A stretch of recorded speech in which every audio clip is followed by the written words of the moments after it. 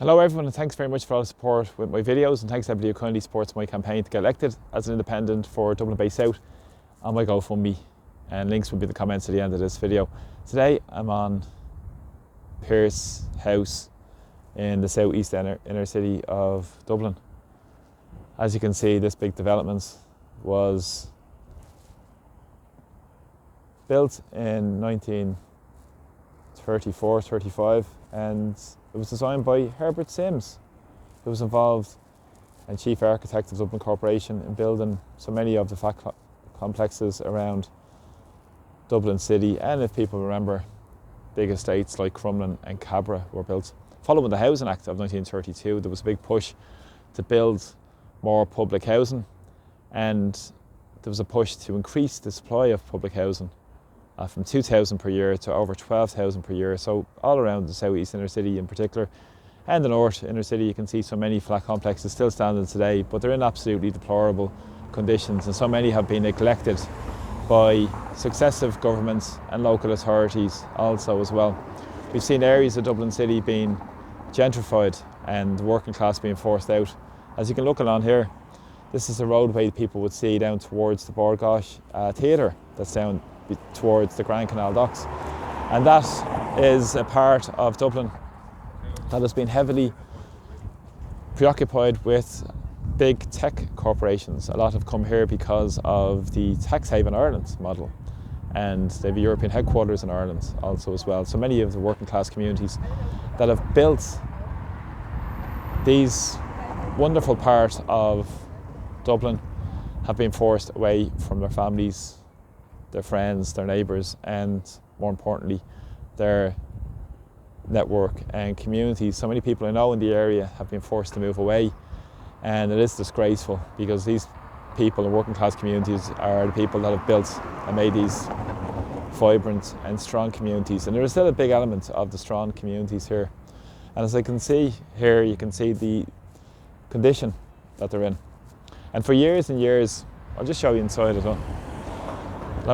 And the condition that they're being left in and neglected by Dublin City Council, because now the tenants are living in deplorable conditions, while down the road you have multi-million euro apartments, and also you have vulture funds that have moved in at the behest of government policies that have forced working class people away. Vultures like Kennedy Wilson have moved into the Grand Canal docks. Capital Dock, they own a building where the apartments are well over €3,500 a month. And yeah, I'll just show you the conditions around Pearse house. This is the internal courtyard. And as you can see, the condition outwardly and the lack of investment in facilities for people here. There's over 345 flats here, and they've been promised for years and years regeneration, rejuvenation, refurbishment, but they've been fobbed off every single time by the political establishment. Because as I said, areas like Charlemont Street, which aren't too far away from here, working class communities have been forced out. There's been lack of investment in council flats, and they've sold off the land to private interests and wrecked communities deliberately. And you can see there the condition and the mould sort of on the little playground that's there, play area. I wouldn't even call it a playground. And when you consider 345 flats here, well over a few thousand residents, then you can see down there there's a little park. I wouldn't even call it a park, and one of the residents put in a slide because Dublin City Council only have one swing, and the other swing, as you can see, is broken. So this is the external issues around this.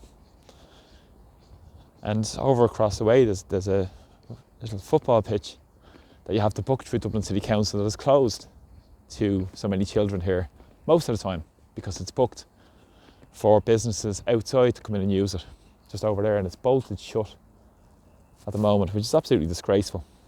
Then you have issues with bins, only collected a couple of times a week. So areas are being run down, lack of investment, and this isn't to mention the conditions that people are living in. I know a number of residents here, and one of the residents was telling me a while ago that their toilet was blocked for over a week, and it took them a week with a young family to come out and repair Dublin City Council the toilet. One more issues are damp and mould, and huge issues in terms of lack of investment in these communities. And it is very important because these are wonderful, strong, proud, working class communities in inner city Dublin that have built these areas. But again, they've been neglected by deliberate government policies. And also, if they have any issues, they have to contact Dublin City Council, their landlord. So they have no independent rental board to go to. And that's why it's critically important there is an independent rental board where tenants' representatives are on those boards, private rented tenants and public tenants, and can arbitrate fairly and properly on these issues. But of course, how can you arbitrate fairly when you're going to your landlord to look for fairness and look for proper habitable living conditions? Now, this has been a breach of huge European law, and in terms of the European social rights, also in terms of the basic living standards. But this is what the government's policies are: to run down council areas, sell them off, force the working class out, and to gentrify areas and allow more of their tax haven multinationals and buddies to move in to profit off the misery of ordinary people. So again, this is Dublin. This is the reality of what's going on in inner city Dublin.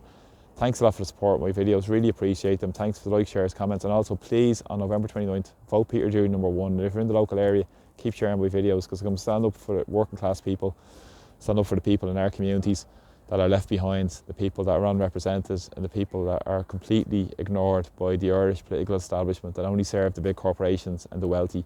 These are strong, proud communities that I'm proud to stand for, proud to hopefully represent. So thanks a lot for the support. Please press subscribe to my YouTube channel. Take care. Bye bye.